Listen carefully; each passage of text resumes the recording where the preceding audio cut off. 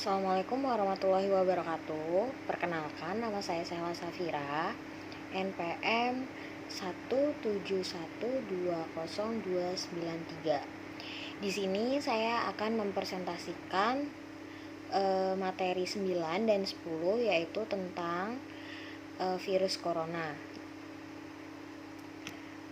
Untuk materi 9, yang pertama, di materi 9 virus corona ini membahas tentang sindrom coronavirus 2 SARS-CoV-2 yang lebih dikenal dengan nama virus corona adalah jenis baru dari coronavirus yang menular ke manusia. Virus ini bisa menyerang siapa saja seperti lansia, golongan usia lanjut, orang dewasa, anak-anak, dan bayi, termasuk ibu hamil dan ibu menyusui.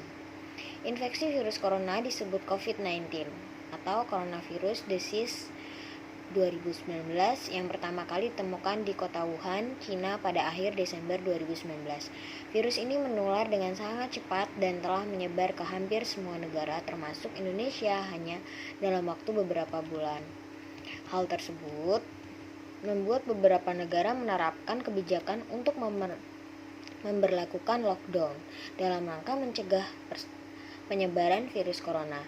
Di Indonesia sendiri diberlakukan kebijakan pembatasan sosial berskala besar atau PSBB untuk menekan penyebaran virus ini. Coronavirus adalah kumpulan virus yang bisa menginfeksi sistem pernapasan pada banyak kasus. Virus ini hanya menyebabkan infeksi pernapasan ringan seperti flu. Namun, virus ini juga bisa menyebabkan infeksi pernapasan berat seperti infeksi paru-paru atau pneumonia. Virus ini menular melalui percikan dahak dari saluran pernapasan, misalnya ketika berada di ruang tertutup yang ramai dengan sirkulasi udara yang kurang baik atau kontak langsung dengan droplet. Selain virus SARS-CoV-2 atau virus corona, virus juga termasuk dalam kelompok ini adalah virus penyebab Severed Acute Respiratory Syndrome atau SARS. Dan virus penyebabnya adalah MERS. Meski disebabkan oleh virus dari kelompok yang sama yaitu coronavirus, COVID-19 memiliki beberapa perbedaan dengan SARS dan MERS.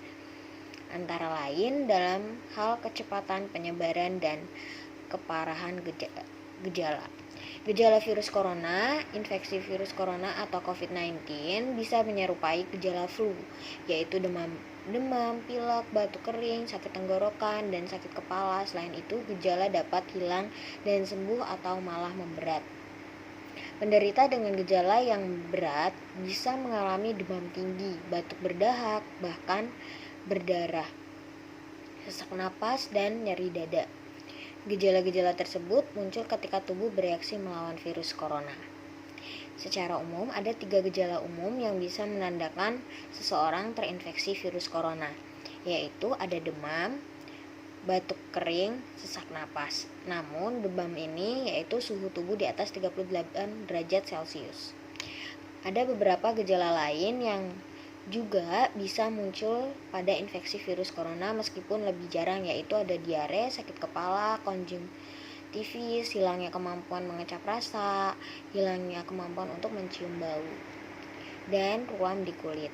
Pencegahan virus corona atau COVID-19 sampai saat ini belum ada vaksin untuk mencegah infeksi virus corona atau COVID-19. Nah, oleh sebab itu, cara pencegahan yang terbaik adalah dengan menghindari faktor-faktor yang bisa menyebabkan Anda terinfeksi virus ini, yaitu dengan 1. Terapkannya physical distancing, gunakan masker saat beraktivitas, mau di dalam rumah ataupun keluar rumah. Rutin mencuci tangan, jaga menyentuh mata, mulut, hidung. Terusnya tingkatkan daya tahan tubuh, hindari kontak langsung dengan penderita COVID, terusnya tutup mulut dengan hidung dengan tisu, jaga kebersihan benda. Kemudian, untuk orang yang diduga terkena COVID, termasuk kategori suspek dan problem yang sebelum disebut dengan ODP, orang dalam pemantauan, atau PDP, pasien dalam pengawasan, ada beberapa langkah yang bisa dilakukan agar tidak menular virus corona, yaitu lakukan isolasi mandiri, jangan keluar rumah, bila ingin ke rumah sakit atau saat gejala bertambah berat sebaiknya hubungi dulu pihak rumah sakit, larang orang lain untuk mengunjungi, sebisa mungkin jangan melakukan pertemuan dengan orang yang sedang sakit, hindari berbagai penggunaan alat makan dan minum, alat mandi atau perlengkapan lainnya, dan pakai masker ketika keluar rumah, gunakan tisu untuk menutup mulut. Kemudian lanjut ke materi 10, yaitu tentang sejarah Pulau Ran, Maluku, kekayaan Indonesia yang diperebutkan dunia ke-1. Nah, Pulau Ran adalah bagian dari Kepulauan Banda, Provinsi Maluku yang dulu berjaya tetapi kini terlupakan khalayak dunia. Pulau kecil ini merupakan pulau yang ditukar dengan New York atau Belanda dari Inggris. Dirangkum dari BBC.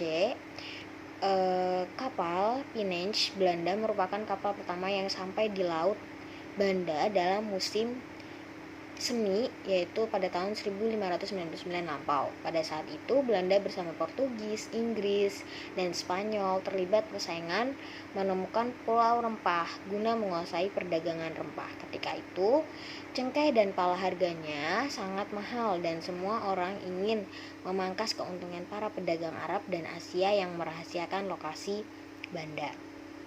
Saat itu pala hanya tumbuh di Kepulauan Banda. Pala juga hanya tumbuh dalam kondisi spesifik, tanah subur dan lumayan kering di tengah iklim tropis yang kerap diguyur hujan.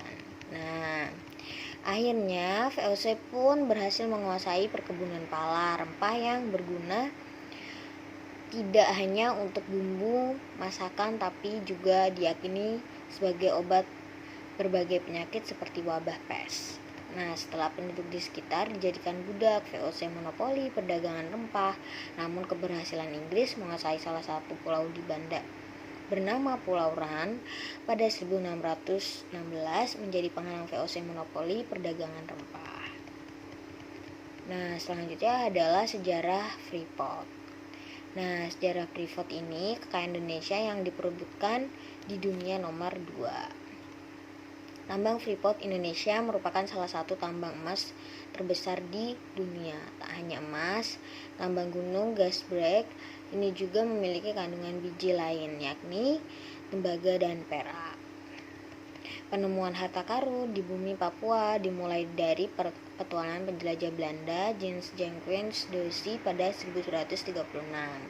Dorsey melakukan pendakian di Gunung Papua untuk mencari ladang baru eksplorasi minyak saat bergabung dengan perusahaan minyak Netherlands Neo Goens Petroleum Maatschappij atau disebut dengan NNGPM.